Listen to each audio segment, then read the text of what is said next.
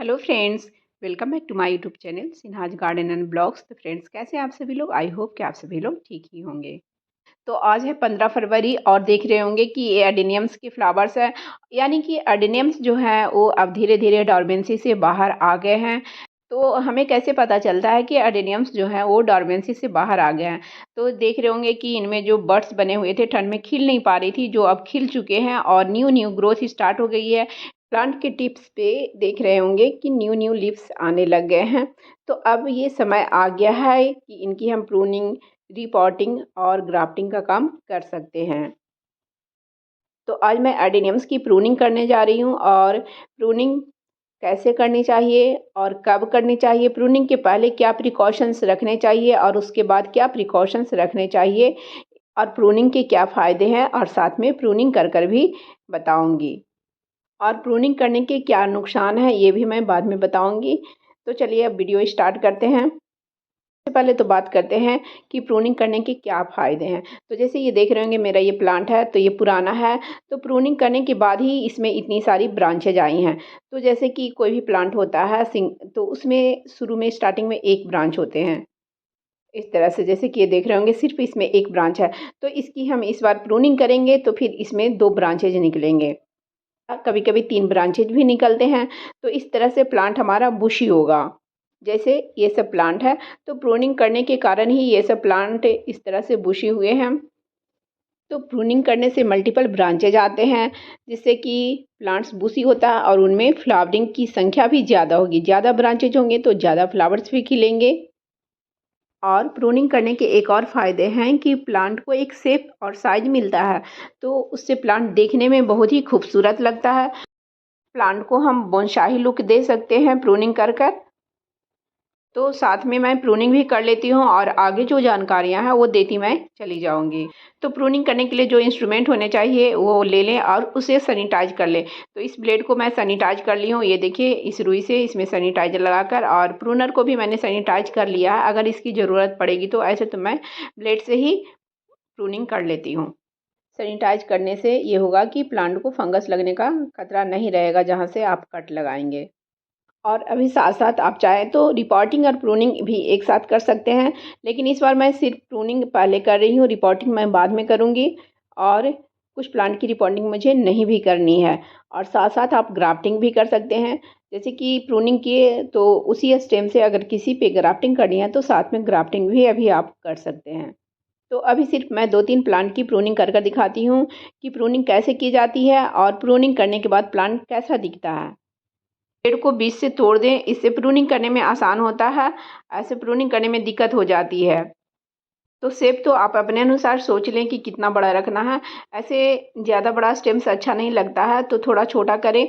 और उसमें ये ध्यान रखें कि जब पहली बार आपने कट लगाए थे और जहाँ से 2 ब्रांचेज निकली हैं उसके कम से कम 1 उँगली के ऊपर से कट लगाएँ, और उसमें कम से कम 3-4 आई होने चाहिए। जब भी कट लगाएँ तो तिरछा कट लगाएँ, बिल्कुल से सीधा कट नहीं लगाएँ। सीधा कट लगाने के नुकसान ये होते हैं कि अगर आप सीधा कट लगाएँगे और ऐसे में फिर बाद में भी वहाँ पे क्रैकिंग हो जाती है, तो फिर बारिश वगैरह या आप पानी प्लांट में डालेंगे और ऊपर से उसमें पानी जाएगा तो वो प्लांट के अंदर चला जाएगा, जिससे कि रॉटिंग हो सकती है। तो एक हाथ से मैं कटिंग कर रही हूँ और एक हाथ से फ़ोन पकड़ी हुई हूँ। तो ऐसे में दिक्कत हो रही है, तो मैं पहले एक बार अच्छे से कट कर लेती हूँ, फिर आप लोगों से मिलती हूँ। तो जैसे कि अभी कुछ बड़ा-बड़ा भी रह गया, तो इसको फिर से अभी आप कट लगा सकते हैं। अगर आपको लग रहा है कि थोड़ा बड़ा है, तो इसको थोड़ा और छोटा कर सकते हैं। और प्रूनिंग करने के बाद उस भाग को खुला नहीं छोड़ें। उसे लिक्विड जैसा कुछ निकलता है, सैग निकलता है, उसको इस तरह से पोंछ लें। टिश्यू वगैरह या कॉटन से भी पोंछ सकते हैं या साफ कपड़े से। उसके बाद इस तरह से उसमें फंजीसाइड्स लगा दें। फंजीसाइड्स में आप सांप का फंजीसाइड्स लगा सकते हैं, ज़्यादा अच्छा होता है सांप का फंजीसाइड्स। और अगर आपके पास कोई भी फंजीसाइड्स नहीं है, तो फिर आप हल्दी पाउडर लगा दें या दालचीनी का पाउडर भी लगा सकते हैं।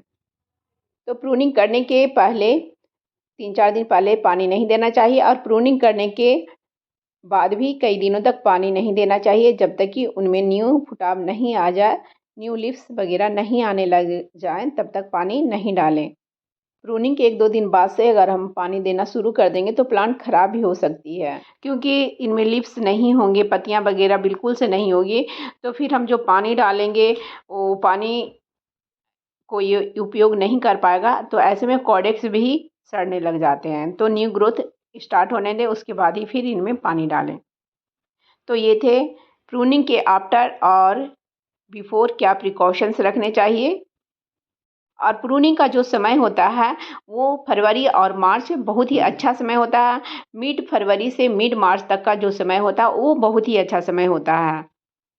अगर हम इसमें प्रूनिंग नहीं कर पाते हैं तो फिर हम प्रूनिंग कर सकते हैं अगस्त सितंबर के मंथ में, बारिश के बाद का जो मौसम होता है उसमें भी हम प्रूनिंग कर सकते हैं।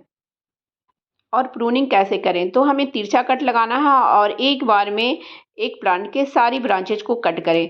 ऐसे नहीं कि आधा कट किया और आधा छोड़ दें।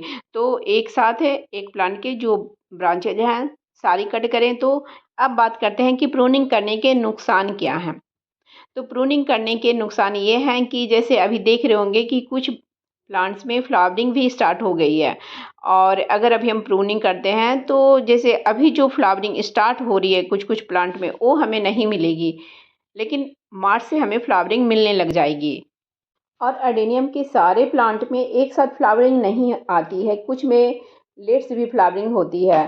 तो इसलिए आप घबराएं नहीं उसके बाद कि कुछ प्लांट में फ्लावरिंग आ गई और कुछ प्लांट में फ्लावरिंग नहीं आई। तो इस तरह से मैंने कई प्लांट की प्रूनिंग की है और अभी भी मुझे कई प्लांट की प्रूनिंग करनी है। और इस प्लांट में देख रहे होंगे कि फ्लावर्स खिले हुए हैं और ये जो स्टेम्स है वो पतला ही है, इसलिए इसको मैंने प्रून नहीं किया। बहुत ही ज़्यादा पतली है इसकी ब्रांच। अगर हम इसको प्रून कर देते तो ये फ्लावर्स भी ख़त्म हो जाते और हो सकता है कि फिर उनमें न्यू ग्रोथ भी नहीं स्टार्ट होती, न्यू फुटाव हो सकता नहीं आते, क्योंकि बहुत ही पतली ब्रांच है। तो आप भी अब एडेनियम्स में जल्द से जल्द प्रूनिंग, रिपोर्टिंग और ग्राफ्टिंग का काम कर लें, क्योंकि जो एडेनियम्स अभी ठंड में बेजान से हो गए थे डोरमेंसी पीरियड में, अब उनमें न्यू जान फूँकने की अब समय आ गई है। और आप विश्वास नहीं करेंगे, प्रूनिंग के बाद जब एडेनियम्स में न्यू ग्रोथ स्टार्ट होती है, नए-नए जब फ्लावर्स इससे निकलते हैं तो सबसे अच्छा उसी समय उसका लुक्स निकल कर आता है। उसमें क्योंकि उस समय प्लांट्स में पत्तियाँ बहुत ही कम होती है और फ्लावर्स ज़्यादा होते हैं। पत्तियाँ से अधिक फ्लावर्स खिले होते हैं, तो देखने में बहुत ही अच्छा लगता है और बहुत ही अधिक फ्लावरिंग भी इस टाइम होती है प्रूनिंग करने के बाद। तो फ्रेंड्स, मेरी वीडियो इन्फॉर्मेशन अगर अच्छी लगी हो तो प्लीज़ मेरी वीडियो को लाइक करें, शेयर करें एंड कमेंट्स करें। और मेरे चैनल में जो पहली बार आए हों तो प्लीज़ मेरे चैनल को पहले सब्सक्राइब कर लें, बेल आइकन्स को भी प्रेस कर दें, ताकि जब भी मैं अपनी न्यू वीडियो डालूँ तो उसकी नोटिफिकेशन आपको समय से मिल जाए। Bye bye friends, thanks for watching.